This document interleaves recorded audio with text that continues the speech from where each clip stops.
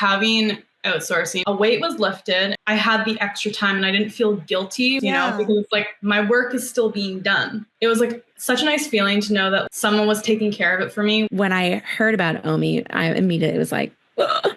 Oh my gosh, there's something there that I'm like, I need whatever you are offering right now. OMI came at the perfect time, taught me what I needed to know when I needed it most. It changes everything for me. I feel literally lighter and freer to do everything else in my life. Welcome back to the podcast. And in case you missed it, in case you're not on my email list, or in case you haven't been following along on Instagram, my once yearly training and implementation program, Outsourcing Made Easy for Photographers, is back for a short period of time. And today I am so freaking excited to share a special 3-way episode. Yes, 3-way. I had to throw in a dirty joke in there. You know me. And it's with my two incredible students, Bri and Montana. And so I wanted to pair them together because not only have Bri and Montana have been hugely successful in their outsourcing journeys and have a ton of wisdom to share with you, like how affordable it was for them to actually get 319 hours back of their lives through outsourcing. I cannot wait for you to hear about that. But they also formed a budding friendship thanks to the OMI community. And this is what actually makes my heart swell so much with pride, because it's literally thanks to the OMI community that they connected, that they created a friendship, that they supported each other, and that they found success. And they're not the only ones. I regularly get feedback from my students that the community is one of the best parts of their experience. There's a note here that I want to share that Camilla mentioned in the group. She said, "The only course I've ever bought that genuinely feels like other photographers need if they want to outsource anything. I truly appreciate the nothing is a trade secret, every step is laid out approach.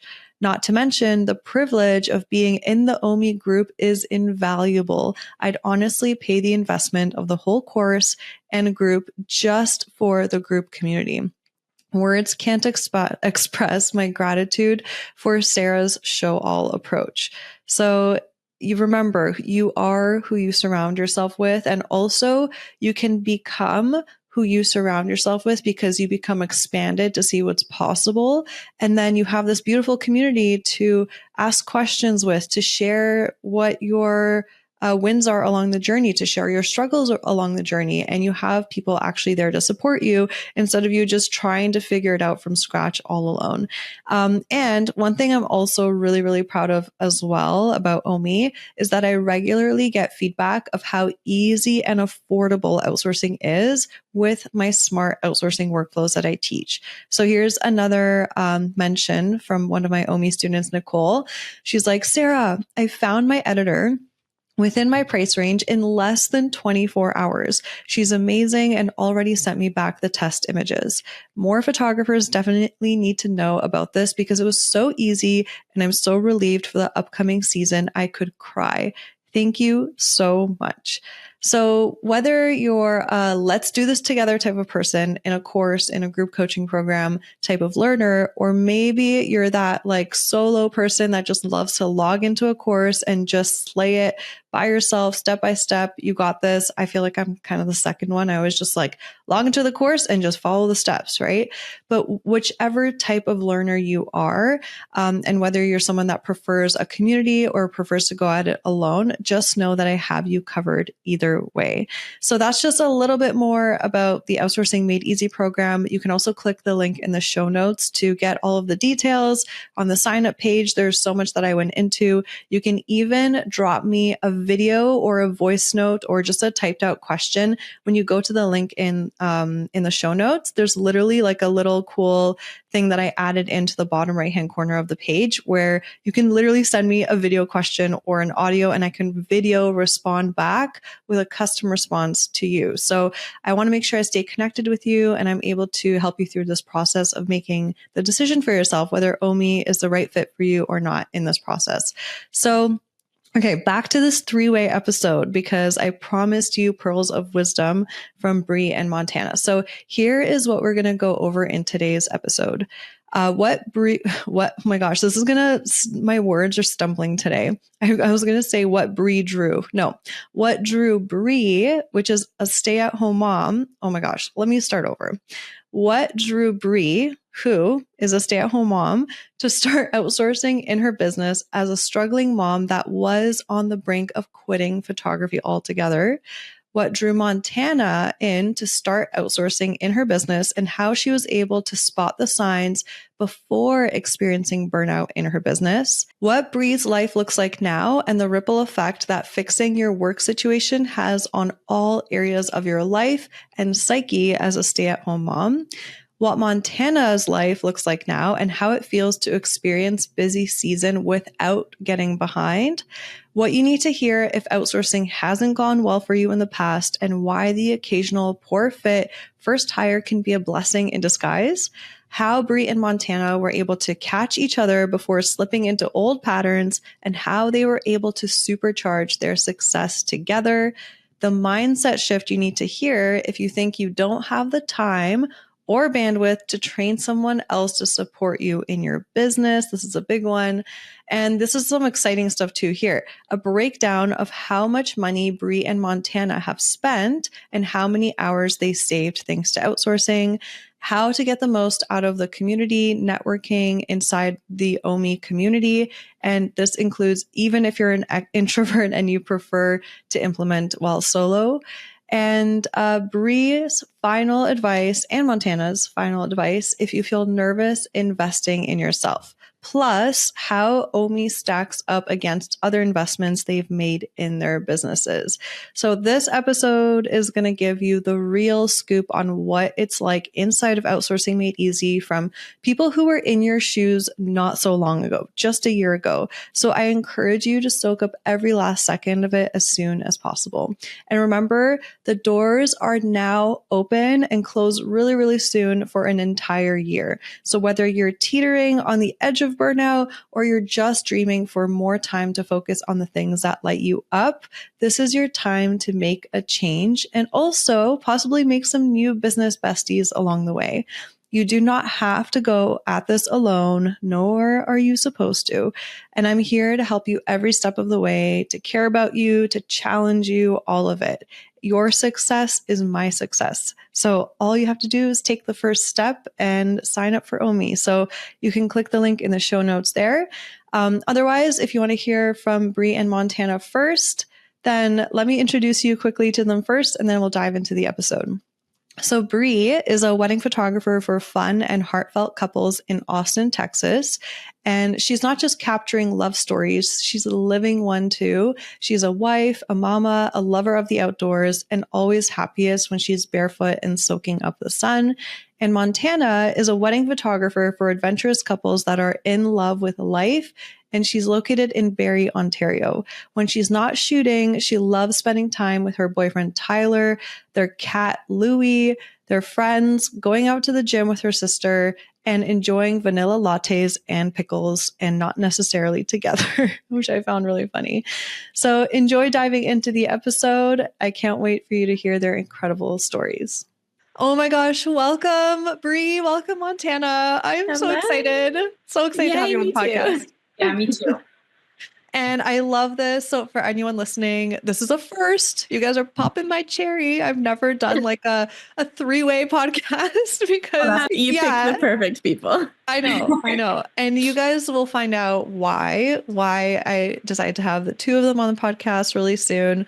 But as you probably heard in the pre-intro already, Bri and Montana are my Outsourcing Made Easy students, and they actually ended up taking advantage of like the community aspect in such a next level way. And I'm just so proud of them and so happy for them, so excited for them that they just found accountability partners within each other. They formed this like relationship, this bond. And I'm like, you know what? We need to do it this way because this is just such a beautiful way to highlight the power of accountability, of community, because how it can help you get through even the harder times on the journey. So I'm so excited to dive into all the things of like, you know, why you even were drawn to outsourcing. What are your numbers now? Like with how much time you've saved so far, how much you've invested, what's changed in your lives, the benefits that you're seeing, all of that. But first, before we get into all that juicy info, I want to just make sure you guys have a moment to introduce yourselves. So I know everybody just wants to feel a little bit, we all just want connection, right? And whenever we listen to podcast episodes and we're just like, I don't know this person. It's kind of like this moment of like, who's this person? And as soon as they just open up with like, this is what I do, and here are some of my hobbies, it's like, oh, okay, now I just feel them like I know them a little. So let's start with you, Bri. So maybe just tell everybody where are you based? What kind of photography do you do? And just like, maybe 3 or so interests that you have in life. Yeah. Okay. Awesome. Well, first of all, thanks for having us on here. We're so excited. So I'm based in Austin, Texas, and it is just a boiling pot. It's like 103 outside. It's fabulous.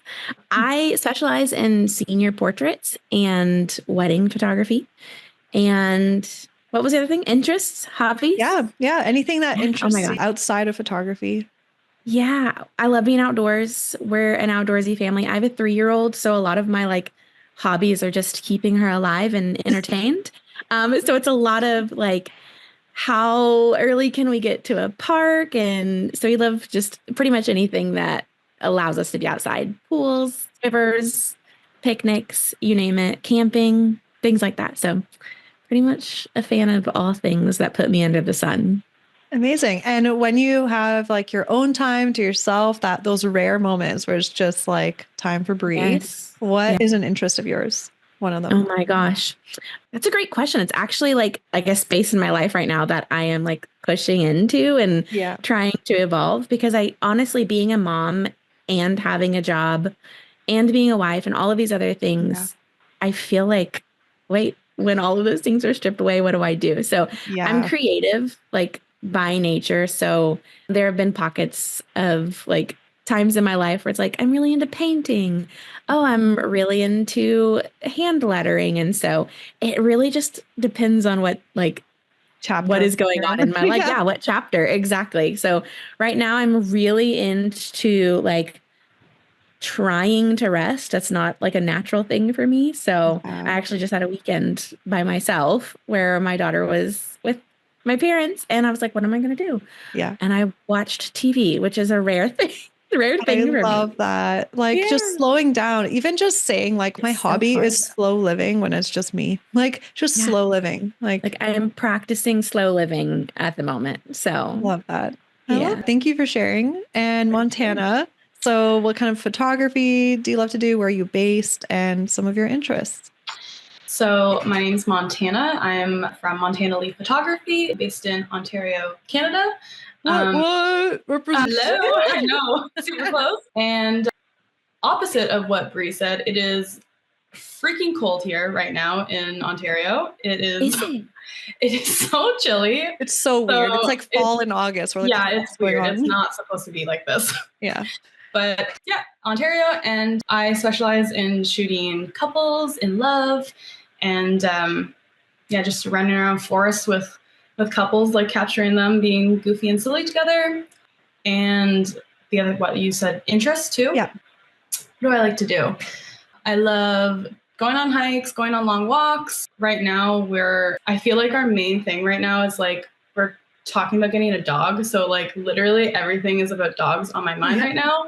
And so that's exciting. I also like to draw, like my iPad and that kind of stuff. And then like also just like hang out with my partner, Tyler. We love doing video games and playing board games together. So sweet. Okay. Thank you guys for that overview. So now let's get into chatting about outsourcing and all things outsourcing. And I think first where I want to start off is getting to understand where you were before you even thought about outsourcing, before you joined OMI, Outsourcing Made Easy. Like what reason drew you in? I think I'm going to start with Bri. What drew you in to being actually curious about outsourcing, being like, I think I might need this. I think it's time. Oh my gosh, burnout. Like the feeling that I just didn't have time to do anything else in life. And I mean, that alone was enough to just make me feel like the weight of the world was on my shoulders. And yeah, I mean, when I heard about Omi, I immediately was like, ugh, oh my gosh, there's something there that I'm like, I need whatever you are offering right now. And I just was trying to balance work and like motherhood. Really, there's like the two things, and being like a mom during the day and then trying to do all my work at night. Because if I work during the day when my daughter is with me, then I feel like a bad mom. And it was just this pull of all the things that I was feeling like I was failing at, to the point where I was like, I am going to quit and I don't care. I'll get a job at the gas station at the end of my street, because I would rather clock in and clock out and have mental space when I'm not at work than having this like cloud over me all day when I'm not working, my quote unquote, not working. And I'm trying to be a present mom, but all I'm thinking is like, is she going to nap? And what am I going to work on during nap time? Am I going to clean the house, or am I going to try to get some editing done? And then my husband comes home and immediately it's like, hey, can you be on dad duty so I can get a little work in? And then my daughter goes to bed and it's like not hanging out with my family. Instead, it's like, okay, I got to go to work. And all of a sudden I was just a slave to my work. And that's not at all what we get into this for, right? Especially like being an entrepreneur is hard. Being your own boss is so hard because there is no one to like, I mean, it's just all on your shoulders. And that was crushing me. So I was like, no, this ain't for me. Yeah. So it got to the point where you even like were thinking about quitting the thing that you really loved and were passionate about because you didn't see a way out. You're like, well, this isn't sustainable, right? And I have quit. I have literally quit and come back to it. Yep. Right. Okay. And how, when, you know, you have your daughter all day and then your husband comes home and it's like, okay, now I have to work. Like, how did that make you feel in those moments? Like, how did you feel to be like, well, I can't just spend time with him now and her, because it's a different dynamic and experience to be able to spend time as a family as well. Right. How did that feel to just feel like you just don't have time for that? I mean, it feels awful. It feels a little bit like you're stuck on this hamster wheel, because at this point, you know, I've grown my business to a point where it's like, we need that income. We don't need it, but we want it, right? Like we've built our life around the fact that my husband works and I also have an income. And so it's not like I can just like put it down without any like change in lifestyle. But at the same time, like, you know, it's not what it was meant to be, right? Like I wasn't becoming my own boss and building this business and serving the clients the way I want to serve them wasn't meant to steal my entire identity in my life. Yes. That's really what it felt like it was doing. It was like, even when I'm not working, like we're going to go on a camping trip for the weekend. And in the back of my mind, it's just like, how many days am I losing right now from work? And that is not a balance I'm okay with. There's no balance there. So when you said you quit before because it was just like too much, it felt overwhelming, was it because you literally didn't know how to have both, like enjoy your life and run a thriving business without it taking up your whole, like all of your extra time? Yeah. Is it because you literally didn't know of a way out? How did you like find out about outsourcing then? Or when did you first hear about it? Yeah. So I heard about it. I would have to look back at my Instagram when I messaged you, but I heard about it in a season when it was closed. And I was like, dang it, I missed it. And it's going to be open again in November. And so I think I found your podcast first. And I just binged the crap out of it. And I was like, whatever you got, it's what I need. And, you know, there's never been a more aligned purchase in my business than Omi. Like one that I was knocking at your door, like, when does Omi open? Let me in. And you were like, hey, it opens again in November, like hang in there. But you know, October. Yes. Things blend in. I started in November. It opens again in October, hang in there. And I was like, okay. And then from there, you know, I listened to the podcast and just kind of let that sink in and saturate, and everything that you would talk about and the balance and the freedom and all that stuff. I was like, this is everything that I do not have and know that I need. And so when October came, I was like, here's my card number. Take it. Amazing. Like I am in, and it's been fantastic. Amazing. I'm just so happy because like it's so true. And there's a point where I found out in my business, wait, there's a thing such as outsourcing. Like there's so many things that we need to learn as business owners, entrepreneurs, all of that, photographers, the craft. And it's like, at one point I'm like, wait, I'm literally doing this in my business. I'm working 12 to 50-hour days, 6 days a week. How? And then you find out about this thing called outsourcing and you realize, wait, if I actually learn how to use this skill, implement it, I can actually keep my business, not be burnt out at the same time. So for me, I'm just so honored that I was that like kind of giver of hope, because if you don't know about outsourcing, it feels hopeless. It feels like, is this what it's meant to be like forever? But then you hear about this and the possibilities, and like what my life was able to become and my business was able to become, like I was able to work less, make more.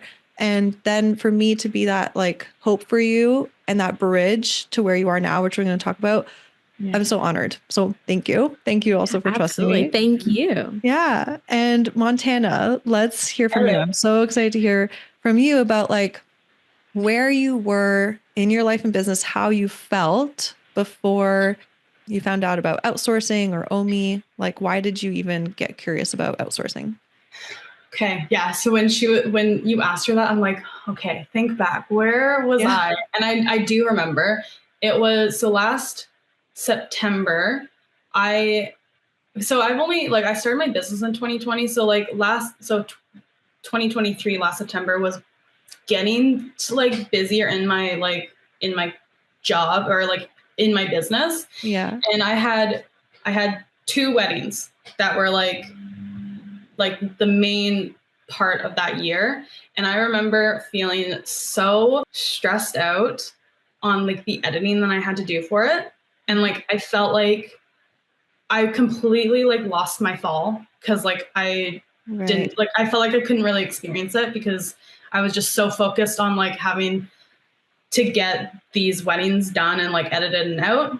Mm-hmm. And then I think it was then into October, I heard, I was listening to your podcasts and I think you were starting to promote OMI again. And I was like, I think this is it. Because I think I wanted to join OMI, I think back in 2022, mm-hmm. but I think I messaged you and asked you your opinion on if I should join. And it didn't feel like it was a right time to do it. Yeah. Mm-hmm. Yeah, and I think it was just too soon. I'm maybe next year. Yeah, I'm I just don't feel like I had enough weddings and momentum to feel like I should be doing it. But then last year at the end of the year, I was like, I could see the weddings that I was booking for for this year for 2024, and I'm like, oh shit, no, this is now is the time because I need to be prepared to because I just saw them in between May and September, and I'm like, oh no, we need the help. We need the help now. So in October, when I was listening to all your podcasts, after every one about OMI, I'm like, I get the message. I'm joining it. So yeah. That's amazing. I love that. 2 different stories. I love how Montana, you were just proactive and you were feeling into the next step in your business. And you just were like, this is it. Everything inside my body is telling me if you're feeling stressed now, you don't want to even think of how you're going to be feeling next year. 2 weddings. Yeah. I'm like, when I see my 8 weddings for next year, what am I feel like I'm going to be dust. Yeah. So I need to make sure that I'm on top of it because I don't want to reach, because I don't think personally, I don't know if I've ever actually felt the burnout that most photographers feel. Mm-hmm. But because I don't want to feel that. So I'm going ahead. I want to just be prepared. Yeah. Do you know what gift I just got from you saying that? It makes me want to cry. Oh no, don't cry. Because part of my mission with OMI is even to reach people that haven't hit burnout yet. So they don't have to go through it as part of the journey of being a photographer. Because I went through that. So many of my photographer friends, it's just a epidemic in the industry. And I just want to just fucking make it part of becoming a photographer that it doesn't have to be an initiation to go through burnout. You don't have to go through burnout to become successful as a photographer.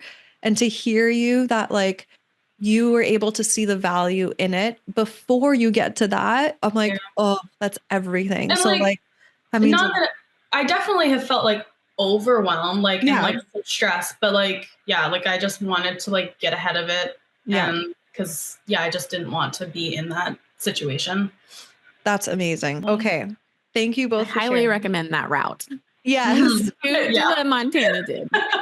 Yes. Okay. So I would say let's go next into hearing like the benefits that you're both experiencing through outsourcing. I think we're going to do numbers after because I want you both to paint a picture of like, okay, now that I've like dipped my toes in, dipped my foot in, starting to experience like the benefits of it, what has opened up for you now? What possibilities have opened up? What kind of a lifestyle shift have you experienced? What kind of energetic shift have you experienced? Maybe you've been able to drop a lot more guilt, drop overwhelm, drop stress because you feel well supported. So let's go back to Bri. Anything that comes up of like what your life looks like now in comparison to that pre outsourcing burnout cycle of stress. What does it look like now? Yeah. Oh my gosh. It's wild because it truly affects like every part of my life. Because like I said, for me, I have a really hard time separating the work and life, like worlds. So if I know that I have, when I knew that I had those weddings sitting on my computer waiting on me because no one was coming to do it for me, every other part of my life was just tainted a little bit, honestly. Like, and I'm a sensitive person when it comes to that. Like, I get a little like, when there's more than 3 things in my queue. Yeah. I know that not everyone is like that, but I was already pretty sensitive. But it was really hard for me to get out of my own head when I wanted to go do something fun. It was like, but I should be editing because, I don't want to get behind or I don't want to not serve somebody to the best of my ability or whatever. And so when I say like it changes everything for me, when I'm not working, like when I shut my laptop or leave my office, I feel literally lighter and freer to do everything else in my life. And on top of that, like when I'm at work, I feel lighter and I feel more excited to be there because I'm not literally just bogged down by all the things that I have to do that are on my plate that's overflowing, right? Like, and it's my responsibility. They are my responsibility to make sure they get done. But now that I have the support, it's more about checking in to make sure like, hey, do you have everything you need to get done this thing for me? And like very specifically, I was telling Montana the other day that I'm like, I'm going to mention this because it's just like a very real tangible moment for me. I shot an elopement on August 8th. And the process now is like, oh, I know exactly what I'm going to do. So like if I choose to come home and leave my camera in my backpack in my office untouched for a day, I don't feel like it's nagging me in the back of my head. Like, you got to go do that. You got to start the process because I know the simple process now. And so I got the catalog to my editor on the 10th, 2 days later. Yeah. Told him exactly when I needed it back. He got it back to me earlier. I received it on the 14th.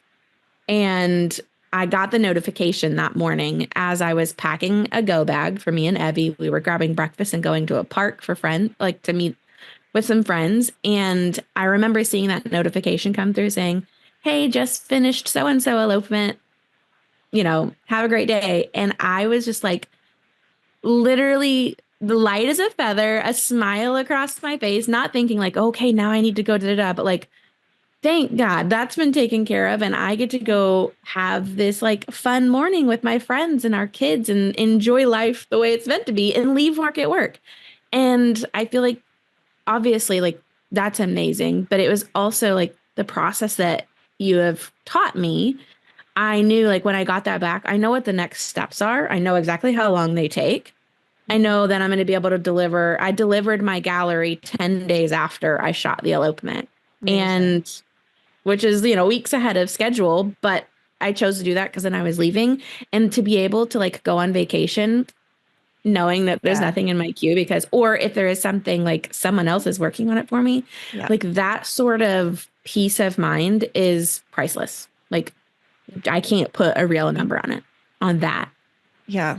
Oh my gosh, I love what you shared. And I when you said initially, it's hard for me to keep my life and work separate. I have this like feeling within me, this instinctive feeling. I feel like I've been trying to like push for my life and business to be separate, to be separate, to be separate. But it just doesn't feel right. And if we just accept that our life is our life, and then work just takes up some of that time, and other activities such as time with family, well-being, like take up some of our life. It's like fluid, it flows, and like it's all our life. Like the way we experience our work and sitting at the computer, that's part of our life. That is time we don't get back. And the fact that you're saying that in both kind of scenarios of like maybe quote unquote personal time with your daughter, or sitting at the desk, you felt light as a feather because you didn't have to do everything yourself and you were so supported, just makes me so happy. But what makes me even the most happy is now also being a mom and knowing how before becoming a mom, it's like, yeah, I knew in my head logically that in the future, I'll want to spend time with my kids and I'll know that time is fleeting. But now being a mom and seeing how quickly he's growing up and like hearing his voice and just taking it in, be like, I love you, mommy. I'm like, one day it's going to be like, hey, mom, like, this is so fleeting and it makes me so emotional. And it's like, all I want is for parents that are photographers to have exactly what you experienced, which is going to the park, enjoying the sunshine without guilt, feeling light, being present with their kid. Because at the end of the day, it's like those little moments are the memories that our kids take on. Those are the moments that form their character, their personality, our bond with them in the long term. How they remember us. Are they going to remember us always stressed on our phones and our computers?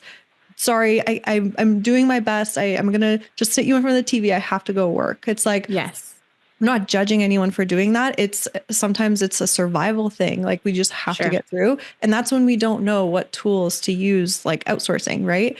And it's like that just like brought so much sunshine into like my orbit when you explain that story. And that is the exact experience I want all parent photographers to have. So like, I'm so proud of you that you, throughout the whole process, through the group coaching, you were showing up, you were doing the work, you were asking the questions, you were part of the community participating. You created this incredible bond with Montana, helping her along the way. Like you created this for your reality for yourself. You didn't sit in complaining. You didn't sit in it's too hard. You sat in possibility. And now this is your reward, your life. My reality. Yeah. Yeah. So just want to freaking applaud you. Like so proud of you. And can I say, because when you were talking, I was like, oh, that's so good. It's so true. Like as a photographer and a creative, like for most of us, I think like that's a passion for us and that is part of our life. And so I agree. It's really not about like trying to separate work and separate home and be two different people in each. I think what I would rephrase that from now, instead of like looking for, separation, what I was ultimately looking for separation from, which I can look back now, is the heaviness, right? The heaviness for me was connected to work because it was too much for one person. Yeah. Truly. You know what I mean? And so I was really looking for relief. And obviously that's why it's called support, right? I was looking for someone to carry the load with me. So it wasn't just pressing me down all the time. And that has allowed work to be part of my life again and allow me to not just like dread it, honestly. And so that's such a beautiful point and realization. The way you described it made me actually visualize now. Maybe we're not looking for work-life balance. Maybe we're looking for that to literally separate that like stress energy away from us. Like we need to like find a way so that this energy doesn't take us over and burden us all the time. It's like, Yeah. okay, I can lift it because now I'm supported. Other people, it's like literally other people are taking part of this energy, this energy, this energy. Yeah. We're because they're helping changing with the energy. editing. Yeah. Virtual assistant. It's like the load literally becomes lighter. And it's so Exactly. fascinating how people say, oh, it took a weight off my shoulders. Like energy is all around us and Yeah. it's on us and it affects us. And that's what happened. It's like your support, like your editor, your VA took those pieces of energy off your shoulders and now it's more Yeah. spread out and like manageable. It is shifted. It is no longer heavy, weight or, heavy energy. It is lighter. And that's why I was saying, like, now I am excited. Like when I'm scheduling work time, I'm like, I can't wait to get to like, not so much that I'm running away from my kid. Like, I'm sorry, I'm going to work. Bye. To the point where it's like, it's not like, oh my gosh, like I have to get this in or, I feel like I'm going to die. Right. Like this you carnal, want to. Yeah, exactly. Like this carnal being is like, or just like inside of us, like it has to get done. And I'm feels like something's coming for me if it doesn't get done, whether it be like angry clients or bad reviews or no more money or whatever that is. And all of that has shifted to the point where it's like, it is not heavy. It is not dark. It's a joy. It is reignited that like passion so much. So it's like, we've removed that. I mean, just for visual sake, we've removed these like heavy stones, lifted the weight, supported and like poured into. And I'm just thinking of soil right now because I'm in a place now where it's like, instead of like crushing out all my creativity and my excitement for my job, I've removed that. I've nurtured it. And now I've grown. And now there's space in my business to move into new spaces that beforehand I couldn't have even fathomed, because I was like, if I can't manage what I've got going on right now, I'm not taking on more stuff, right? Or that's the fear, because I will take on more stuff because I'm a yes person and then I will die. I will die. Yeah. Yeah. So we can move into that later, but the space that it has created, having support in my business I'm just so thankful. I have so much gratitude for. Oh my gosh, amazing. Okay, and then Montana. So let us know where you found like pockets of feeling uplifted, all the benefits, seeing even like the contrast, of like, this is how it felt before outsourcing and this is how it felt to be supported. Like paint us a picture of what that's looked like for you and what it looks like. I was sitting here listening to Bri. I'm like, wow, she's nailing it. That sounds great. Like that, but like I'm also like agreeing to everything she's saying. I'm like, yeah, that's like, I don't know how I could say it better. Like that makes sense. Yeah, definitely. There's no better. It's just literally. I know. Everyone's story is like exactly what it's meant to be, and they're all beautiful, so beautiful. No, I like completely agree with what she's saying. Like it just like I resonate with like the cloud feeling of like something like looming over you when you have sessions and weddings like building up, like, and having outsourcing in place has just like it felt like a weight was lifted, and it also felt like I would also have time for like creative sessions too, like to get creative and like do stuff outside of like weddings and engagements, which was nice. Yeah. And then also just like it like allows for more time for like the extra stuff that you feel like you wouldn't have time to do because you would be busy editing or like culling. Like reels, like it, like focusing on like growing your Instagram and like, creating reels and like learning that kind of stuff. Like I felt like I had the extra time and I didn't feel guilty when like I was making my fun like reels, you know, because like my work is still being done. Yeah. But you know, and at the same time, you're marketing your business, which is like that's how you get clients. Able to do more, because I didn't have to be focused on this one thing.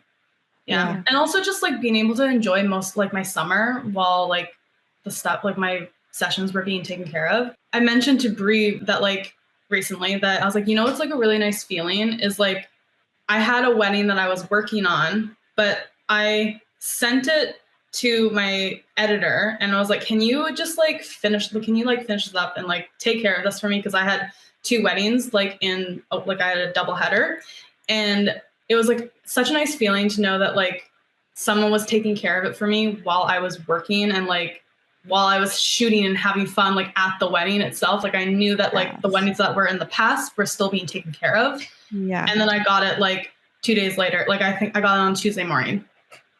It's incredible. Amazing. Oh my God. I remember that feeling of the feeling of like pile up of like, okay, I'm starting my season. Okay, this is going to be easy and amazing because it's fresh season. I'm going to make sure I'm not behind this time. But this is before I outsourced. And then it was like, okay, one wedding. Okay, I'm going to cull it next week. I'm going to start editing it. Okay, but wait, I have another session. Oh, a wedding. Oh, a session. Oh, a wedding. What the fuck? And it just like piles up and it grows into a mountain by the time it's like September, October. So I'm so happy that again, you got to experience not having it pile up. Yeah. And I actually, because I know that you mentioned, and this is something like I'm so proud of for you. So do you want to maybe give a little bit of like an overview of you starting to work with a certain editor, feeling happy at one point, and then things just shifted where you're like, something's a little off. I don't want to just settle. I want to find like the perfect person for me. And this is something I'm like so proud of you of. And because one thing I encourage everyone to do is like, you don't have to settle. If you aren't 100% happy, go through the process again, go through the hiring process I teach again, find someone new, and you're meant to learn a lesson in that time. So maybe give us an overview of like, as soon as you decided to be like, okay, I'm just going to let this person go. I'm feeling drawn to start fresh, find someone new. Tell us how much easier it was to even start it up again, find someone new the second time, and how it's going now.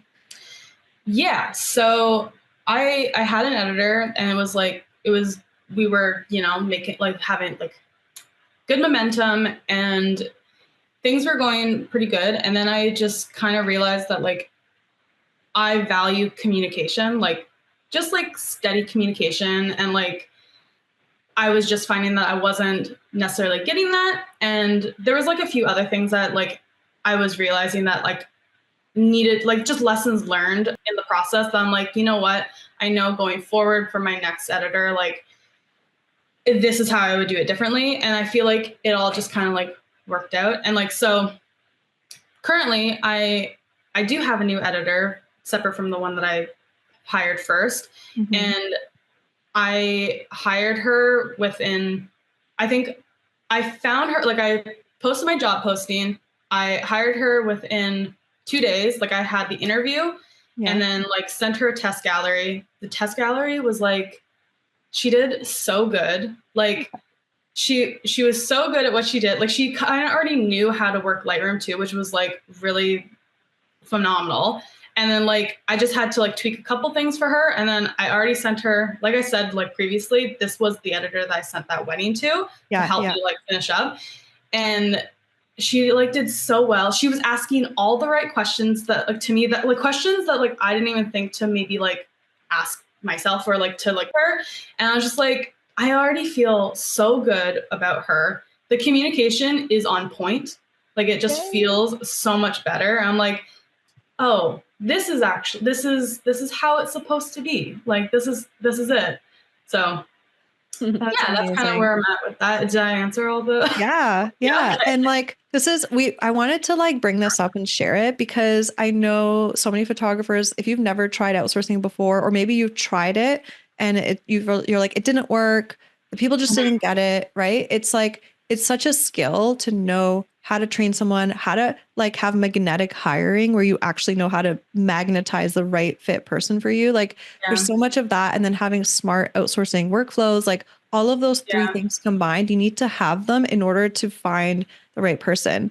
And so I just want all of you to know that if you're like starting the process, like Montana, she's like, okay, I'm following the process. I'm finding the editor. I'm hiring the editor. Then because you've already done the initial work of like getting through those first awkward baby steps of like, I don't know how to do this, but I'm going to follow the process Sarah has and Omi. And then you find the person and then you realize, oh, I've learned so much about actually what I want more in detail. You know what? Let me follow the process again and find them. And this is where I'm so happy that Montana gets to share this with you all because she's sharing that on the other side of one person not working out for a business, there is another person waiting for you that's probably going to be an even better fit, where you come out of it as a much more equipped, like skillful business owner and how to hire, how to outsource, all these things. And so this is an example of shit happening for us and us learning the lessons that we need to along the way. And Montana, would you say that now with you knowing, having like training videos in place, how I teach in OMI, all of those things, was it just so much faster and more expedited to find your person in the middle of wedding season?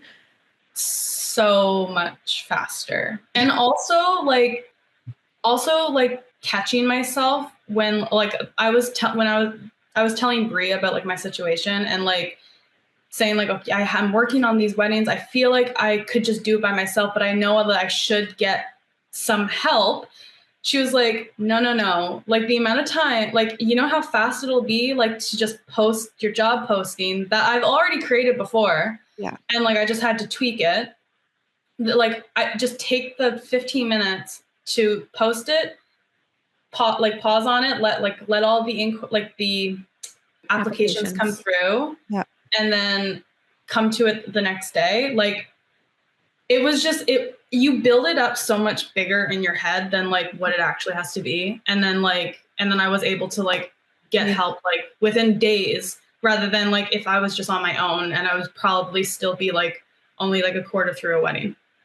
Yes. So, yeah. Oh, that's so true. And let's just also even talk about this because so I do the coaching calls. They're mostly in like off season, so that leading up to wedding season, we've coached through your fears, we've coached through your roadblocks, we've made sure to like fix any bumps along the way or any type of support that you need, right? We had those coaching calls, and Bri and Montana were on those coaching calls. They were following the process. They were staying connected to the community of the energy of possibility, and not just, oh, I don't know if I can do this. I don't know if I can do this. They stayed connected to it. And now, because they did the work in off season leading up to their season, this is how they are so well prepared and coasting through this season the way that they are.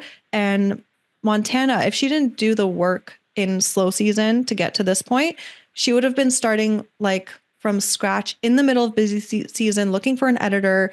And would you both say like, take the time in slow season to set this shit up so you can hit the ground running? Yes. Yes. 1,000 times over again. Yes. This is why I opened the doors to OMI in October, because it is the time of year where most photographers, it depends on where you are around the world, but like here in North America, or Canada, North America, like US has so many different fucking weather situations and different times of the year. So I won't go there, but like busy season mainly is here in like October in Canada, but it's like the peak of the year where it's like, you can't lie to yourself. You can't lie to yourself. And it's slow season. You're like, I'm not feeling burnout. I'm fine. Things are going to be better this season because I'm going to just change up my workflows a little bit. I've been there and done that. I've lied to myself, and I found myself over and over again in burnout in season. So I open up the doors in OMI so that you're not lying to yourself. You're like, I really do need this in my business. And then there are a couple group coaching calls to get you connected to the community, to get you set up, to get you started if you want, because really, you can totally easily get started with support right away, especially when you're drowning. That's why my systems are set up so easy and like step by step.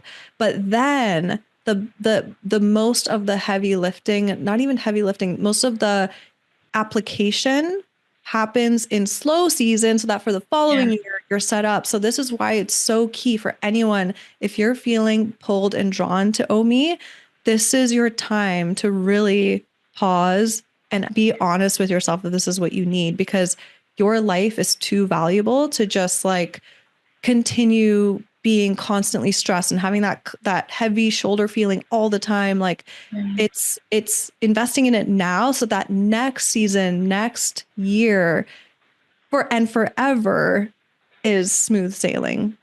Oh my God. The fact that I just said smooth sailing, you guys, I was on a walk today and my intuition told me to go in a different direction. I'm like, intuition, I want to get home. I want to start my day at work. And then it was like, no, go that way. I'm like, okay, fine. So I go that way. and I see a pond and I see waves moving.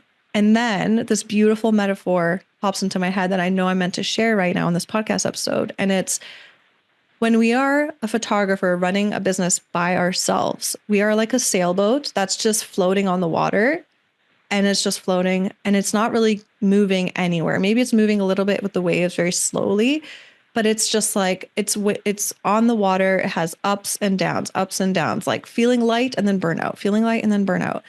But having support through outsourcing, and outsourcing can be super affordable, like which we are going to get into. We're going to get into those numbers with them. Like your minds are going to be blown, because in my 8 years of outsourcing, it has never been this freaking affordable. So now it's a no-brainer. With outsourcing support, I feel like it's the wind. It's the wind that comes and pushes the sails, and then you get to cruise on the water and like feel your life with all of your senses, like feel the wind in your hair. You get to pause and look at the sun. Like, would you two agree? Like, outsourcing support is like the wind in your sails.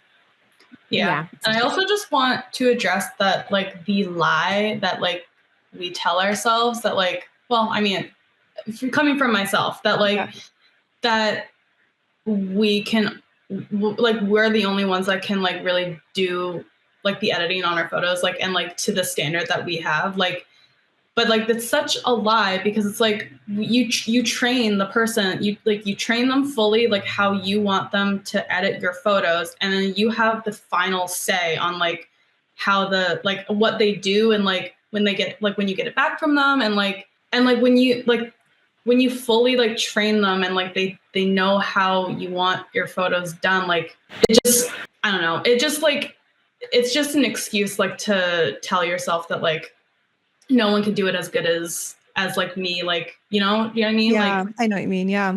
and like people are trainable, and then when you find that person, it just like feels like so good. It's like, why didn't I do this sooner? It's like you don't lose control of your photos. Or you have that lie that like, well, it's not really me. If I'm training someone else to do it, then I feel like I'm lying because I'm giving them a gallery that I didn't edit. Like, yes, you did. You trained somebody. Yeah, exactly. Like, you tell them how you want it to be edited. It comes back to you, and you still get the final say on how they look, and like send it off. How like, you want it, if like it's different. Like, stop lying to yourself. Yeah. But, and okay, actually, so what if now someone's listening to that advice and then they're like, but training is going to take so much of my time. It's going to add so much more like shit on my to-do list. I'm going to be even more burnt out if I'm then also spending my time training. Like, what would you say to them? I would say you train every day. You just don't know you do it. It is the difference of recording what you're doing and saying, hey, this is why I'm doing what I'm doing. And then letting someone else watch that. Like, training is so easy. You have no idea. Yeah. It's and I have used that in so many aspects of my life now outside of photography. Like, y'all, I train my husband sometimes. I'm like, hey, I'm leaving you a little note on what I would like to have done and how I'd like to do it. Not really. That's a joke. But training is so simple. And Sarah, you had to get on to me for this, because I was like, I just feel like I have too much on my plate that I don't even have the time to make the training videos. And you're like, stop it. My thing was that like I kept making the excuse that like, well, what if like every session is different? Like what if I don't have like a way that I would train? But then after starting Omi and then like seeing the training videos that like Sarah has that you can like watch, I'm like, as I'm editing, like as you like start to edit your own galleries or your photos, you will, if you just like get into the mindset of like, okay, this is going to be a training video. How would I explain to somebody of like how I'm editing this photo? You will notice that there's a pattern in like everything that you do. And it's like you can make little bite-sized training videos for your editor to be like, this is how I would edit this photo. And like, this is how I would go about this. And Also, we are living proof that you can train someone, because Omi is a training video. I mean, you know what I mean? Like, it's so much more, but you trained us on how to train somebody. And now we're sitting here telling people you can train people. Like, if that is not a full circle So it's literally, excited. if you guys think about it this way, right now you're listening to this podcast episode and you're like, I don't know how to train someone. So the next step is jump into Omi when the doors open. You'll watch like a handful of videos. I would probably say it'll take an hour of your time, a half hour of your time to watch the initial stuff. And then to learn how to create training videos for your editor, probably another hour. And then you're like, oh, now I understand Unlocked. how to do it this way, this way, this way, how to say this way. Effective communication. You cannot have a quality support person without you having that skill. So what Bri and Montana learned through my training, where, by the way, in my training videos, I get straight to the point because I do not want to be wasting your time. I'm not just a talking head at you. Everything is meticulously planned out ahead of time. So I'm not wasting your time pretty much. I'm giving you everything you need to know, my actual training video examples, and then you can hit the ground running. So it's like, that's the next step. And then the next step is you creating your training for your editor. And then once you're on that side, it frees up the rest of your fucking life. Yeah. Like if you're going to let the thought, but I don't know how to train someone, get in the way of you enjoying your life for the rest of your fucking life, like tell that thought, I do not choose you. You do not belong here. Keep floating down the river. You're not of service to me. Like, do not choose that thought. And every question that you might have, the answer is literally in one of the training videos, and or like having access to the coaching calls, like all the recordings, like there's just like so much information, but like easily, like you can easily find the answer too in the course. Yeah. Okay. We can keep talking for a long time. Yeah, I know. I'm still so get sorry. to no. This is amazing. And I'm like, okay, now let's focus on, I feel like, sharing your numbers. And then we're going to go into talking about a bit about community as well. Yeah.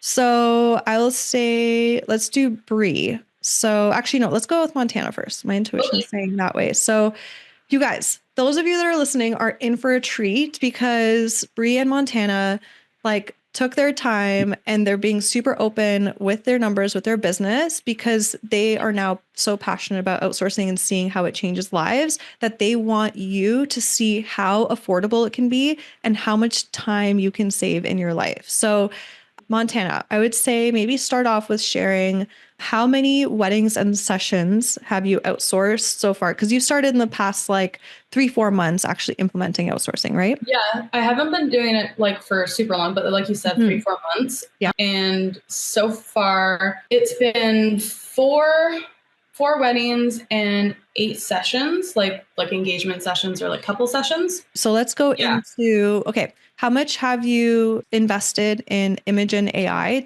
so that you have a strong base edit before you send to your editor? So how much have you invested in Imogen AI and how much time has it saved you? I've invested $198 between the months of June and August. And this is Canadian, you guys. So, Canadian, yes. Well, actually, one thing I want to say, what's really cool is Montana she's in Canada. So she's going to say Canadian pricing, like what she's investing. And then Bri is from the US. So she's going to say it in USD. So yeah, so Montana, you saved 48 hours and you spent $198. And that's just for a base edit, which is then when you move into having and support also, with Imogen AI is like incredible. Everybody should jump on that. Yes, everybody. It's so handy. It's so helpful.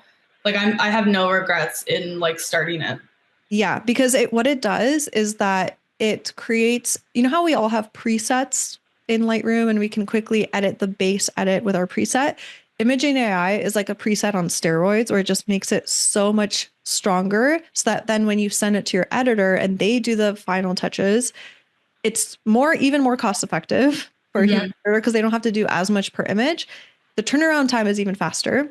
Yeah. So there's just like so many benefits. And by the way, if anyone is interested in Imogen AI, just click the link in the show notes and there's like a affiliate link for you guys where you can literally try it out, 1,500 free edits to start. So like click that. Do not judge the first 1,500 images. They will be shit.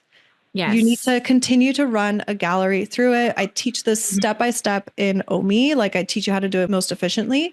But once your AI is trained, everything becomes even faster, even more cost effective, everything. So this is where Montana is at right now, which is amazing. It's like she has that strong base edit. So then Montana, now that when you send that to your editor, how many hours did you save there and how much did you invest? So between the months of May and July, it was about 26 hours of editing.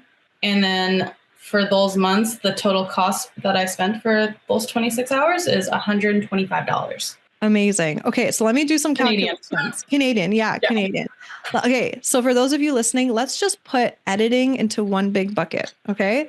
So let's see. So Montana invested $332 for 4 weddings and 8 sessions to be edited. And this is through using Imagen AI as a tool and a human editor overseas. So let's divide that by 74 hours of her time saved. That means that let me see. Okay, wait, time saved. Okay, that means that she's pretty much investing $4.36 per hour to have support with editing. If she was sitting there at her computer editing herself, she would be paying herself $4.36 an hour, because this option is available now in the world to all photographers. And so if you are now aware of this information, that this is possible, and you don't shift your workflows, you don't create smart outsourcing workflows, that means that you're sitting there at the computer consciously choosing to pay yourself $4.36 an hour. And so now, Montana, does that change like your perspective, like how you value your time? Like the task, like it's like, no, I'm not going to sit here for $4.36 an hour.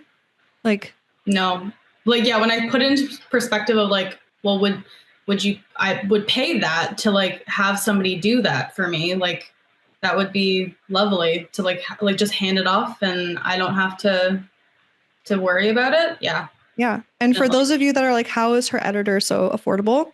It's because I teach in OMI 3 different options of whatever budget you're in, and all of them are ethical. It's just where people are based in the world. So I teach how you can hire someone overseas where it's just the conversion on the dollar that's in our favor. And they're getting paid a totally normal rate for editing where they are. They're a freelancer. They get to book a gig that they're super excited about, just like us photographers book gigs. So like we have that available to us. So, okay, so let's continue. That's amazing. So let's then do virtual assistant from about end of April to end of June. So about how much time did you save there? So she worked for me for about 32 hours. Yep. And then the total was $272. Amazing. So let's do some calcs there. Calcs. 272 hours divided by, $272 Canadian divided by 32. That means that Montana was able to get support for 32 other hours of her life for $8.50. So now let's do a total time saved of how much time saved total and total money invested. So the total hours of like Imogen, VA, and my editor was $107. Oh, wait. $107. Sorry. We're talking numbers and it's getting confusing. A lot. Yeah. 107 hours. Yeah. And then $597.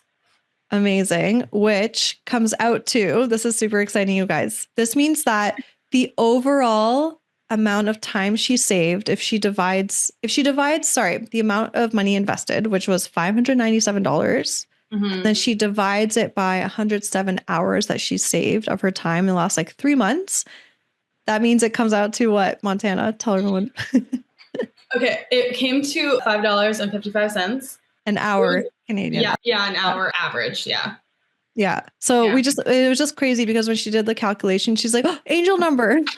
Yeah. I think it is when it was like cents and stuff, like when it was, cause like all my numbers, like we rounded our numbers. So, but yeah, it came to like $5.55. I'm like, oh, well, that's exciting. That's special. Yeah. That's a little sign from the universe. Yeah. So if you take everything into account, just like a fun, easy number, if you're listening to this, you're like, there's too many numbers, just take this away.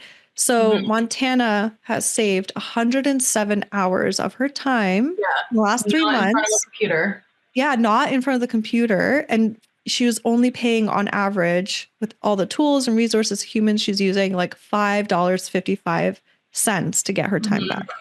So it's so affordable, you guys. Like, so yay, Montana. So, Yay. yeah. These are the stats that I was listening to almost a year ago this time. That I was like, please let me in. I was knocking on the door above me. Like, I've got to get in here. I got to get a life back. Yeah, because it satiates that logical mind of ours that can be in fear and be like, well, I can't afford it. Like, I don't know where can I find the money for that? It's like, honestly, if you choose not to invest in this, you're going to stay that sailboat. And there's so many more photographers just getting into it. And then they're going to have so much more time to market themselves. It's like, if you're not keeping up with like, that this is becoming industry standard to start outsourcing in your business, it's like you're just going to feel so behind in a sense that, and I don't want to use that word behind because like we're all on our own journey, but it's kind of like, it's kind of just a fact that if most photographers around you are using their time wisely and you know, keeping up with their energy, their well-being, their relationships, they're going to have so much more creativity, so much more energy to run their business in an effective way. That will equal to them booking more clients. That will equal to them having more time to market their business. And it's like the bookings are going to go to the people that are running their business in an effective way. Like it's just fact. And also like if you as in like if somebody is looking at like the price of the course and thinks like I can't pay that and like I don't think I can do that. Like I was in that boat before signing up. I remember having a conversation with my partner. I was like, I think I'm gonna do this.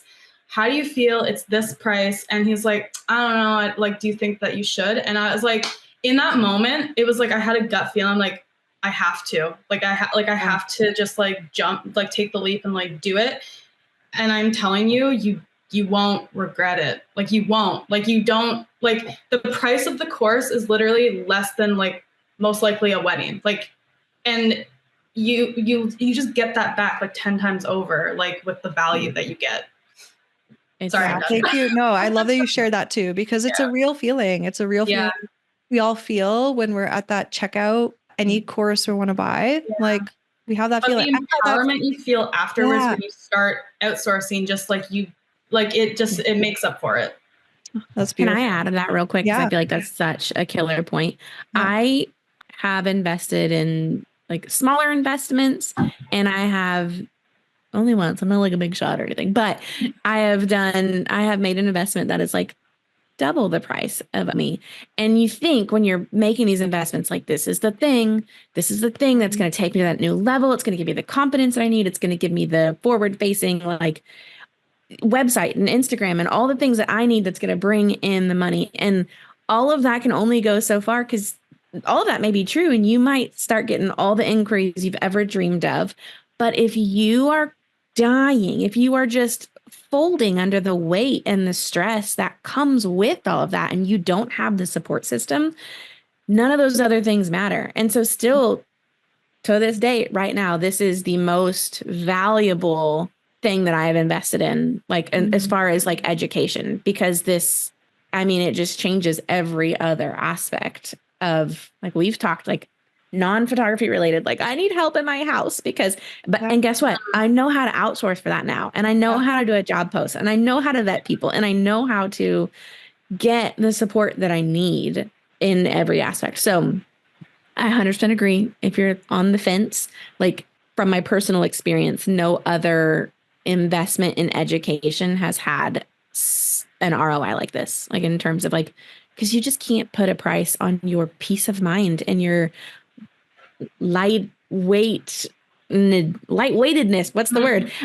Walking through life when you don't feel that stress and that cloud hanging over you all the time. It's I said it before, I'll say it again. It is priceless. Yeah. Thank you. Thank you for sharing that, you guys. It means over the world, because all I want is for every person I touch through the podcast, my students, even the people that I just am around in the world.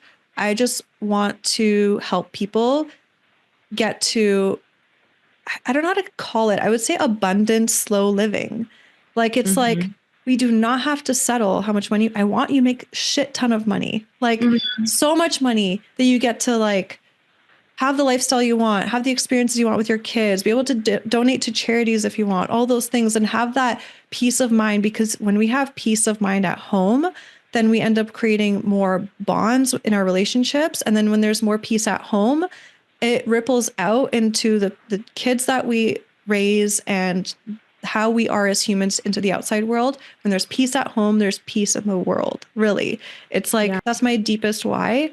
And so yeah, if you invest in like literally it'll cost you more money to not invest in OMI. Like I always say that. I'm like, OMI is you sign up for it, you implement it. It's the fucking one of the biggest money makers. Like that's true. It will ever be for you in your photography business, because it literally gives you a magic wand when you implement everything. Make work less, make more. Yeah. Work less, make more.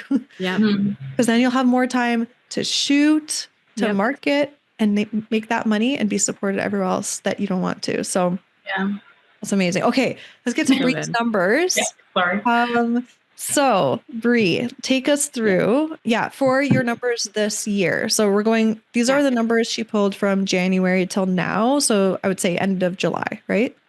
Yeah, I actually forgot to mention, I took July and most of August. I did one thing in August, but I took July and August off because I had to, so I forgot that. That's amazing. That's huge. Yep. I was like, you know what? I've got space and I don't feel the stress of everything. I can actually, so we went on vacation in July, and then in August, honestly, it's just so hot. It's like 107. I was like, you know what? I feel great. And I'm no longer like, I got to get everything. I got to do all of it. I got to say yes. Oh my God. Actually, no, I don't. I don't want to work in this heat. Living the dream. And last year, could you imagine being here this year? Like when I started? Or no, last year? Last year, this time, July. Could you imagine that in 2024, you're going to take July off in the middle of season? No, because I honestly thought if I don't get help, I'm not doing this again. Like I can't, something has to change. Yeah. Like something's got to change. I can't. Yeah. Okay. That's amazing. Okay. So let's just say it's January to June, right? Would you say that's when most, okay, perfect. So give us your numbers on editing, VA, like everything, time saved. Okay. Yeah. So with my editor, which it may or may not be useful to say that I spent some time just working with my VA, and it took me a little bit to pull the trigger with hiring an editor. And Montana was like, Dodo bird, what are you waiting for? Like, because for a while I had my VA and I was going, Montana, you can do this. Like, I'm telling you, I'm living. I know. I was surprised. I'm like, you're not outsourcing your editing too yet? What? Yeah. And I was like, it's just a scary part. Like, it sounds really good, but I was just dragging my feet, a little bit of fear in there, even after, you know what I mean? Yeah. And then Montana was like, all right, I'm going to do it. I'm going to jump in. I'm going to go for my VA. And of course I'd already been there. So I'm like, yes, do it. And she's like, I hired my VA and my editor at the same time. And then the roles reversed. Now she's getting all this help with her editor and telling me how great it is to be sending her stuff off. And I was like, I want that. And so it took a while. So I've only been with my editor for a month. And in that month, like I sent him like work, right? He's done 2 full weddings and an elopement for me. It saved me probably, we've calculated 50 hours of work on my end for $151. For $151, I have USD. Yeah, USD. Yes. Yeah. I have had my weddings 50 hours. Yes. 50 hours of peace of mind, you guys, in 1 month. That's hours of me getting to like be with my family, knowing that my stuff's getting taken care of. You know what I mean? For my VA, we're just looking at this year. I've had 162 hours saved.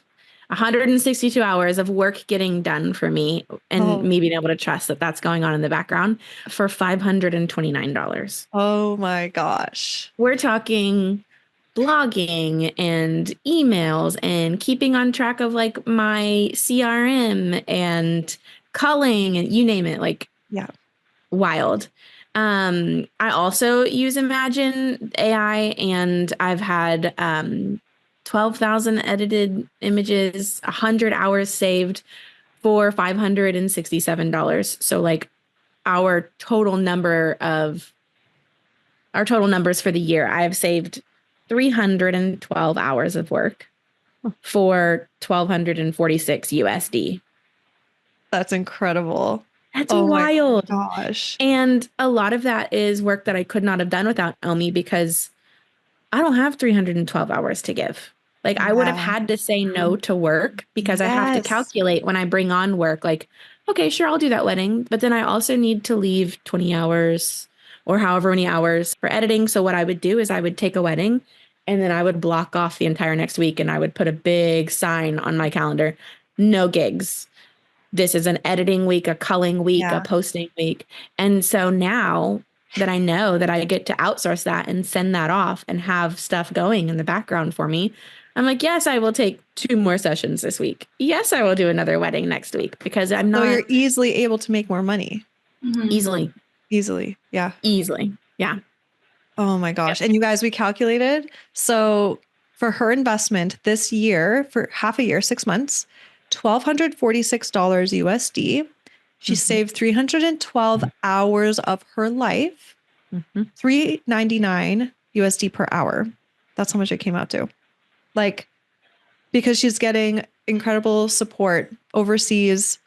Like literally the conversion on the dollar is so big that these people are actually getting paid really well for the gig that they're doing. They set their prices and I said, yes, I can do that. Yeah, they agree and they want to, and they get to work from home. Like, this is incredible. And the fact that you get to now shoot more and make more, and at the same time, you're going to the park with your daughter, like stress-free.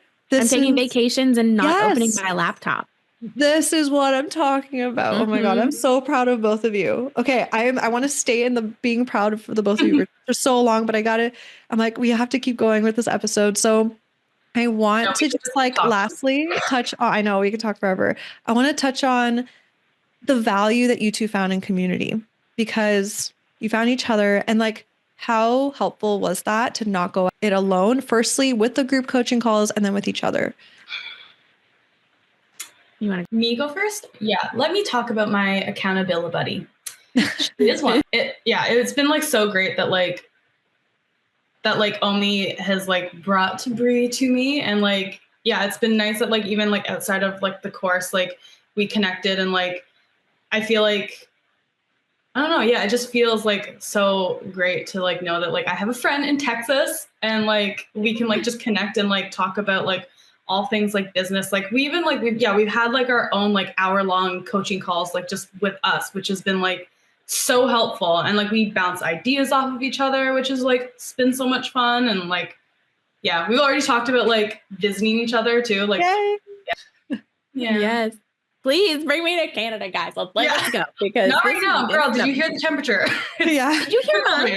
107. Come on, I'm boiling. I don't even know what 107 means. Like, that's 107 degrees Fahrenheit. It is. I know. Yeah, but I'm like, I don't know what it is in Celsius. Is that like 40 something? Okay, I'm gonna check. I'm gonna Google 40, it right now. 30? Wait. Oh my gosh. 107. I want to see this reaction. Where'd she go? She paused her video. Okay, guys, I'm not. Oh my gosh. I'm not calculating anything because my phone connects to my laptop because I got a MacBook. So I'm not going to screw with that. Anyway, so yeah, continue the community thing. So Bri, I think you're going to say something. Hey, it's 41.6 degrees Celsius. Oh, damn. That's so hot. That's double what we're experiencing. That's nice. It's hot. So nice. Yeah. It's nice until you work an 8-hour wedding outdoors. Yeah. And then you're like, I might need to have an ambulance on standby. So community. Yeah.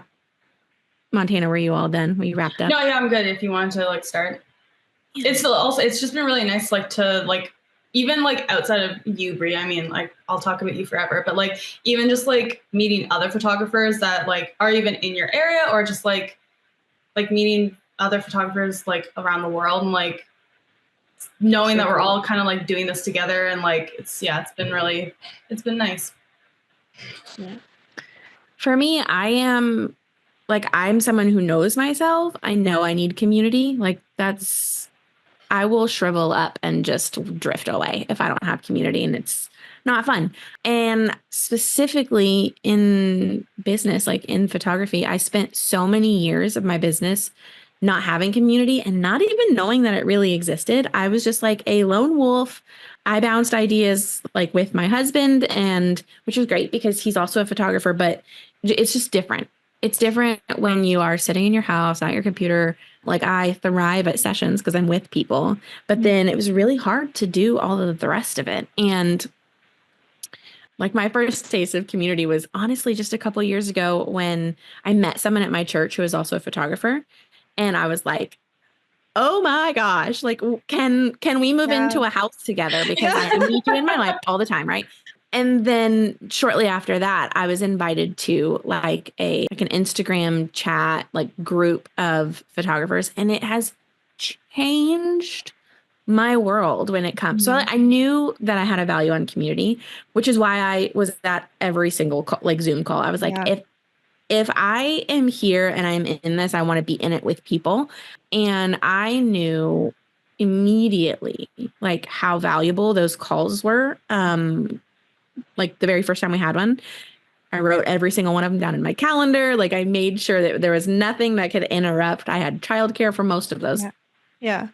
It was just so important. And I feel like that truly is the like accelerator, because you can buy the course, like you can invest in it, but then there was the accountability to show up and talk about what I'm working on, when I'm done, what I've done, where I'm stuck, and get that help.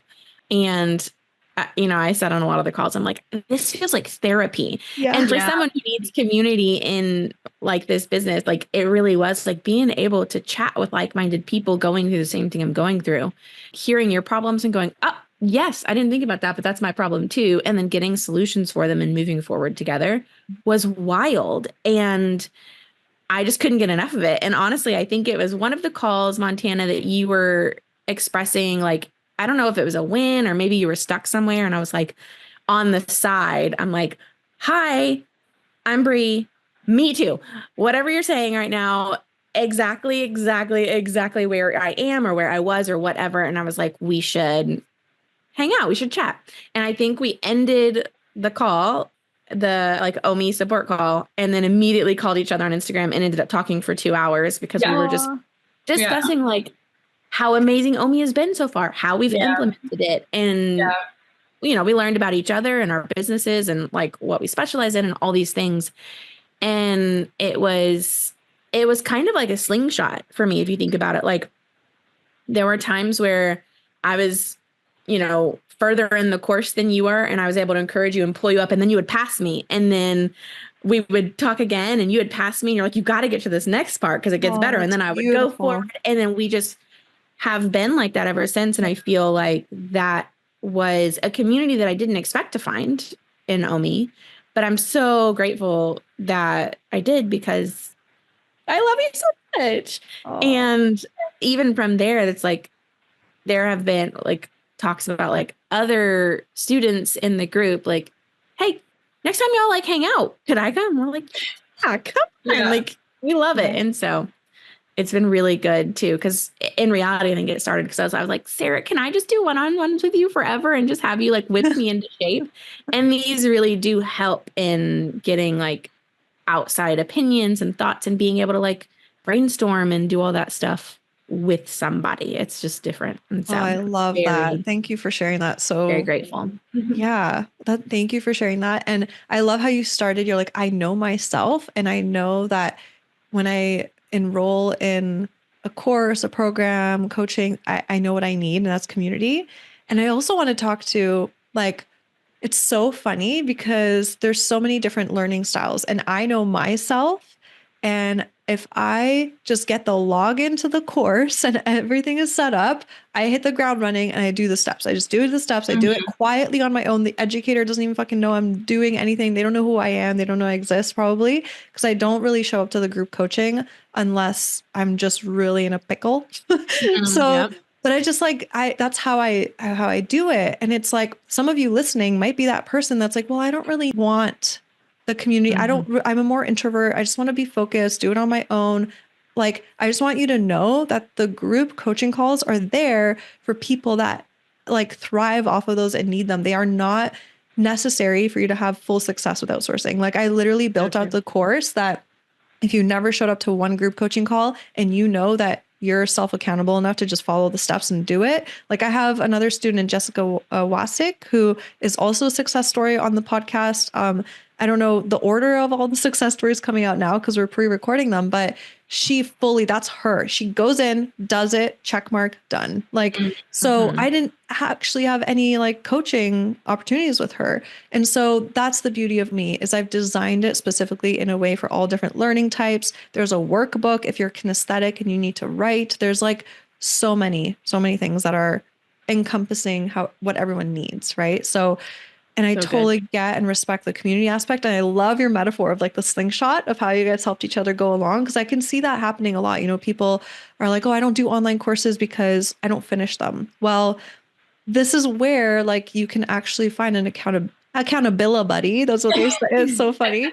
And that's what you can do for each other. Help each other finish it and like each other along the way. So you guys are amazing. I'm so proud of you that you made this happen really, because it's you two putting in the effort to like create this and support each other. So it's amazing.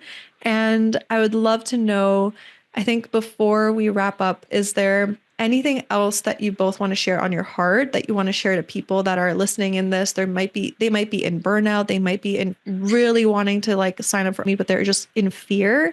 And they're like, help me get out of this fear. Like, I know I want to do this. How do I just move forward with doing what I feel is best for me? Bri, do you want to go first? Yeah, I don't mind. Yeah, I'm just kind of listening for a second because I'm not here to just be like, oh me, buy it, do it, right? Like, these are my truths. Yeah. Mm-hmm. I just feel like, well, if I've learned anything, it's that, like, yes, I'm unique and I'm my own person, but I'm not so unique. Like, there are so many people out there feeling exactly how I felt and wanting to love what I have, like, chosen to do and is successful, right? Like, I'm successful at it, but I am just like, I'm in a battle with it because it's not serving me. I'm serving it. I am working in my business and feeling just beat down by it because I don't want to let it go, but it's not very healthy for me. Omi came at the perfect time and taught me, I don't want to get emotional, but I am emotional right now. Ooh, shoot. It's okay. It's a safe space. Yeah, it's beautiful. Omi taught me what I needed to know when I needed it most. I'm super thankful. And I just want to say to anyone who is listening, feeling basically just resonating with what we're saying and feeling like, man, I want to be present in my life. I want to serve my clients well because I love them. I wouldn't be doing this if I didn't. I want to be a good mom. I want to be a good wife. I want to have my own hobbies. I want to be good to myself. You know what I mean? If you're thinking to yourself that like, but I just don't know really if, like, I know what you're saying. Obviously, I don't know how to do it. And I don't know if I will be able to do it. Like, I feel like if that is the sort of locked door between you and the business that you dream of, like freedom, stress-free, uncapped income, like if not knowing if it's going to work or if you will be able to do it is the locked door between you, like Omi's the key. Like, Omi will teach you how to get there by teaching you how to give yourself support. And so I'm just very thankful for it. Yeah. And that like I have no doubt that like whoever is listening to this and then like is kind of like on the fence wanting, but like doesn't know if they should like make the leap. Like I have no doubt that you would like have zero regrets.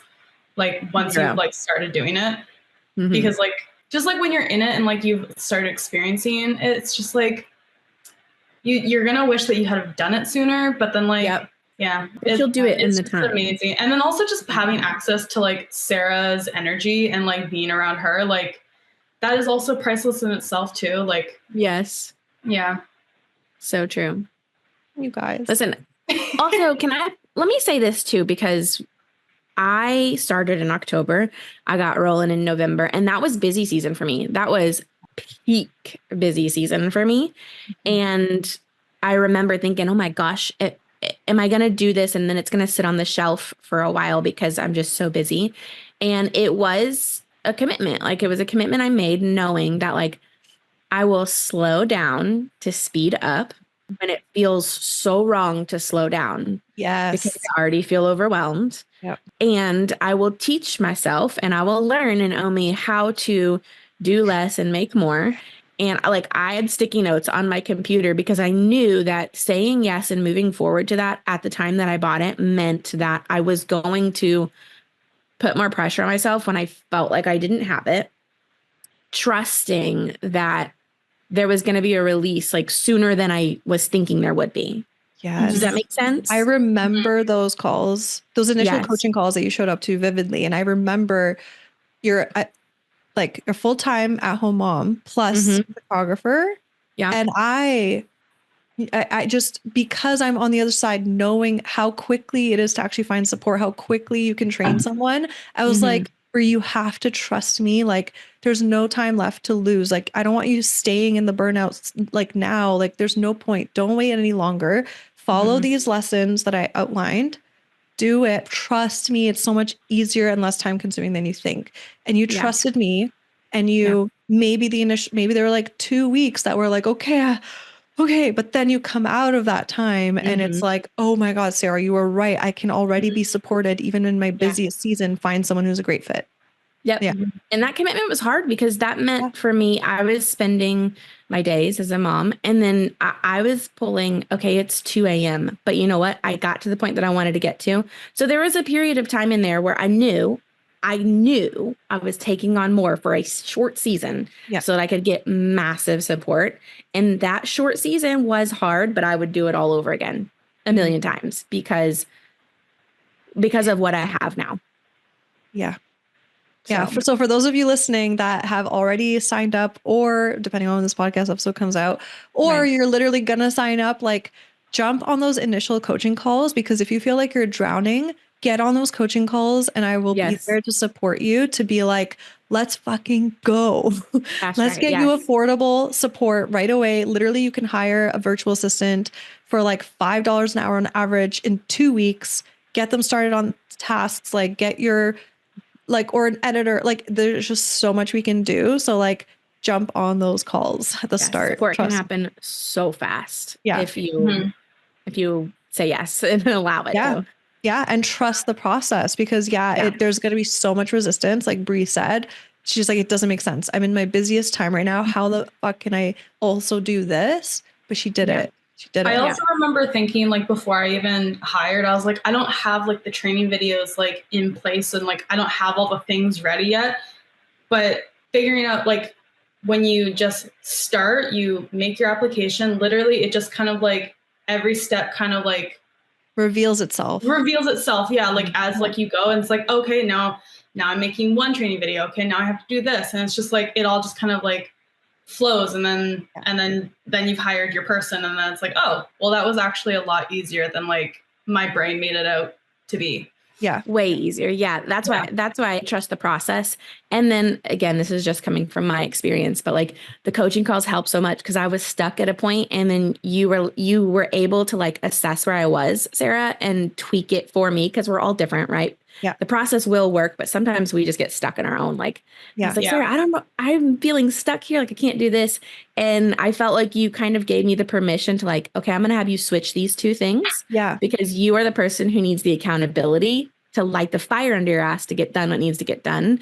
And I got that sort of like permission, right? Yeah. And that's exactly what happened. I was like, okay, great. I'm going to do this step. And then now that this step is done, I have all the momentum and motivation to do what most people would do beforehand, but I couldn't do it. I couldn't do it. I couldn't get out of my own way to do it.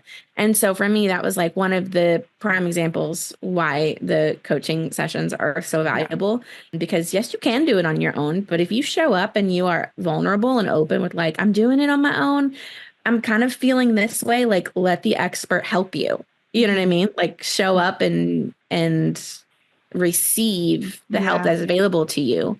So I just want to hit on that again. Love that. And I love also Montana when you said, but it's so easy because it's just like the next step just revealed itself to you. Yes. What if someone's listening to this and they're like, oh, okay, well then outsourcing is easy. You know what? I just let my fear get in the way. I'm just going to go out there and just try to find an editor on my own or a virtual assistant on my own.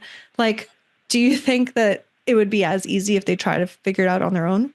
I don't think, well, I mean, like, it depends. Like, there's definitely, like, there's editing companies that you can, like, go with. Like, I've done that. Like, before Omi, I went with the image salon that's in Montreal. And, like, but you spend way more money paying for that. And, like, you're not getting the exact results that you're going to want because, like, it's very base. Like, it's very base, like, for, like, that kind of, like, company. Whereas, like, you could be spending a lot less and like training somebody like exactly how you want them, like to edit your stuff like overseas for like less.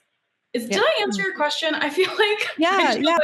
I feel like it's just like, I just want to reiterate to people listening. It's like when Bri and Montana say that don't let the thoughts of it's hard get in the way. Like it's easy. I think it's literally easy because it's called Outsourcing Made Easy and it's a step-by-step roadmap. Like it took me years to develop this and learn this shit from scratch, like years and years and years of trial and error, figuring this out. What's the most efficient?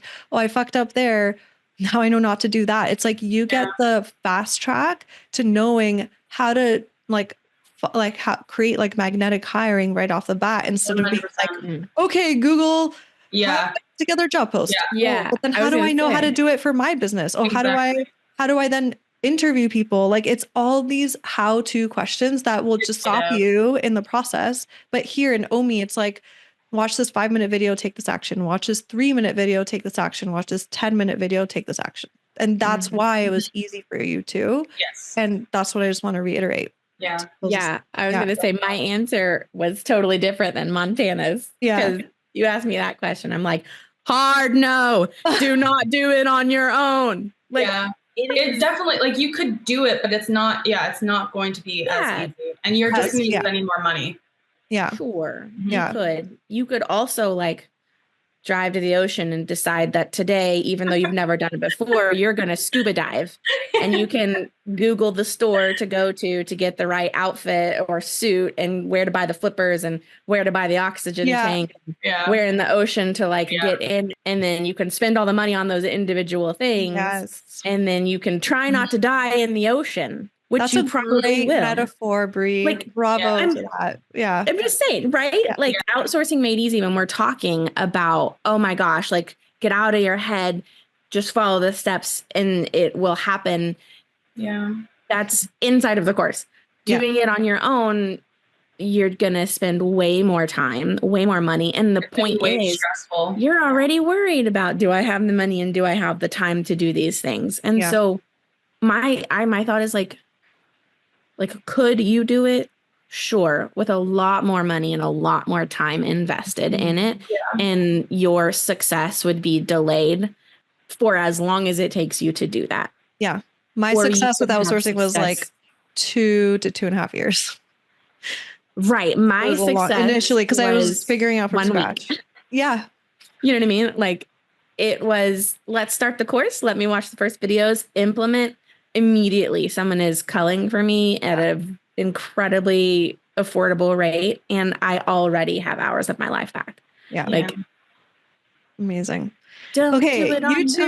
You two are amazing. I feel like sorry, you have to stop us. I'm like, no. I have to stop myself too. This is amazing. I'm just so grateful for your time, your energy. As I've said in all the coaching calls, every step of the way, I'm so proud of you because it's like, yes, I created Omi, I created the systems and I gave you that, but you met me, you came up to me, you chose to do that. And then you took everything and you ran with it and you took action, you took courageous action, you trusted the process. Like you did all of that. And so this is an episode to celebrate you, celebrate what you've done. And I cannot even wait to hear how far you'll be next year. Like, it's just like, this is just you two even just getting started and already these incredible results. So proud of you. And if anyone wants to connect with either of you, where can they find you? Where can they reach you? Definitely over Instagram. I live at my Instagram, so you can just like send me a DM. It's Montana Lee _photography. Amazing. Yeah. And Bri? Instagram's great for me as well. It's Vember photo, Vember like November without the no. And yeah, I'd say that's the place to come hang out, come say hey. Amazing. And Bri is also on a quest of starting to mentor other photographers. And so I just want to put that out there because I know that a lot of the times, like if you felt drawn to Bri's energy and how she just shares and like, you know, you just felt drawn to that, just know that that's an option that she's exploring and starting. And I'm really excited for her. So you can always reach out to her about that. Yeah, it wouldn't have been without me. That's exactly what I was talking about when I said, man, this has opened up so many more avenues because I have the time and the space to be creative and to learn along the journey that I was like, oh my gosh, I could sit here and if I never shot another session, I love them. But if I sat here with photographers and can connect with you, and I mean, that just it lights me up and brings me joy. And we can feel that. And lastly, for those of you listening, it would mean the world to me, and I know the world to so many other photographers, close photographers that you're close with, that you care about, that you can see they struggle with burnout, mental health, not enough time for their well-being, their relationships. Like, let's create a ripple effect together. I was watching the water today, and it's just that reminder of like something dropping in the water and the ripples coming out. And it's like one little drop can create this huge ripple. So my challenge, my ask, my invite to each of you listening is share this podcast episode right now with 3 of your photographer friends that you know, like would just feel so hopeful coming out of listening to this episode. Like, just like Bri said, I at one point just didn't know this existed and I was going to quit my business because it was not sustainable. Like, I know there's 3 photographers that you know that you can send this to. So send it over to them. This could be the thing that changes their lives forever. This is more than just about outsourcing. This is about our quality of life. This is about the quality of our health, our relationships. This is our lives that we're talking about. So I would be so grateful, so honored, because there's so much work that goes into creating these podcasts, like so much work. And so if I could just have support from you and you could be the wind at my sails, at my back to help get this message out, and like start a movement really of hashtag no more burnout. Like it should not even exist in our industry anymore. I'd be so grateful. So share it with 3 photographer friends, even go the next level, share it to your Instagram story, tag me at Sarah Monica Photo. That's Sarah, no H, Monica with a K, photo. So I can connect with you, be grateful. Thank you personally that you've shared this. And yeah, that's pretty much it until next week. And if you are like, heck yes, I want to sign up for OMI, I'm ready. This is my time. Depending on when this podcast episode is out, the doors to OMI are opening October 1st to October 9th, 2024. So if you are listening to this episode in that window of time, click the link in the show notes and just go ahead, sign up. I cannot wait to welcome you in. If you're listening to this episode, yes, I'm doing it. If you're listening to this episode before then the waitlist link is right there. You want to get on it because you do not want to miss the opportunity to at least comb through all the information, all the details, and get the sign up link. So thank you, Bri and Montana. Thank you for everybody listening. And I'll connect with you guys next week. Thank you, Sarah. Bye. I hope you enjoyed that episode with Bri and Montana. And now I want to turn it to you. I want to turn it over to you because now it's your turn. This is your opportunity to take this time for yourself, to make this investment in yourself, in your business, in your life, in your lifestyle, to become a time and income abundant photographer. I just want you to think for a moment of fast forward a year from now, how much more ahead you would be in being aligned with that goal you have for yourself of working smarter instead of harder, of working less hard and making more, of actually only focusing on the tasks that excite you in your business and bring in more money.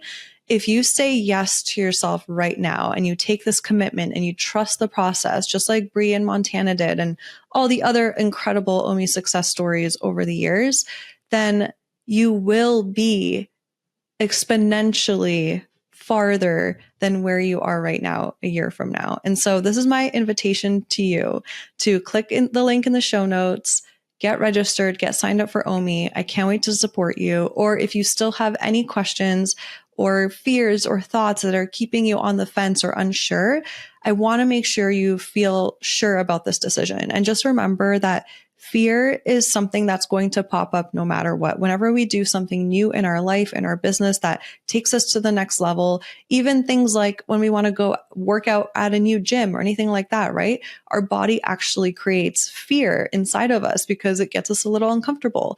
But you know that if you go to the gym and you move through that fear and you start moving your body and exercising consistently and taking those action steps that are aligned with the version of yourself that you want to become, then you know you will literally get there. It is inevitable. So if you want to become a time and income abundant photographer, it just takes taking specific actions consistently to get yourself there. And so just remember that if nothing changes now, nothing changes, and you will find yourself in the same place this time next year. And I want you to be at a place where you are fully aligned with only doing the tasks that excite you, that light you up, where you're actually working less hard, but making more money. I see that for you in 2025. And I see that for you, at the start of next season, at the start of next year. Like, everyone has different timelines. There's so many OMI students that have gone through this journey and have had different timelines. And there has been students that have cut their working time in half and doubled their income in just 6 months. So the story is going to be your own. The journey is going to be your own, but I want to be there with you. And I want you to feel supported by me, by a community. You don't have to go at this alone. And the beautiful thing is that when you join OMI, you will learn everything step by step. You don't have to figure out anything from scratch, which is the best part, because that is exactly what saves you so much time, so much money, especially the fact that I teach these incredibly affordable outsourcing workflows, that it becomes a no-brainer that you invest in getting your time back this way. So I invite you to click the link in the show notes, get registered, get signed up, or if you have any questions at all, please send me a voice note or a video, question through when you click the link in the show notes. This is the first time I'm doing this year, and I'm really excited because I love connecting with people this way. So if you click the link in the show notes, go to the sign up page, and on the bottom right hand corner, there's going to be a little video that pops up of me, and it'll say, drop your burning questions for me here. And you can literally video me your question or voice note it or type it out, and I can video you back my answer. And it's going to be totally customized to you, to where you are in your business, in your life, all of that. So I am here to make sure that this is an aligned decision for you. There is no pressure. I am very honest with people when they're too early on in their photography business journey. Sometimes it's not the right fit. Sometimes they need to wait a year. But if you are exactly in the place where I see all the signs of where you're at, how much you're working, how many bookings you're getting, all of those things, I can tell you in a custom way, yes, it's time now. Even though you're scared, even though you're nervous, I get it. Do it for yourself. Do it for your family. Your life is fleeting. And just remember, the way that we live every single day is the way that we live our lives. So I want to be here to facilitate you living a slow and abundant life, and becoming a time and income abundant photographer. So I'm here for you. Click the link in the show notes. I cannot wait to welcome you into the program, and we'll chat soon. Yay! Thank you so much for hanging out with me and tuning into this episode.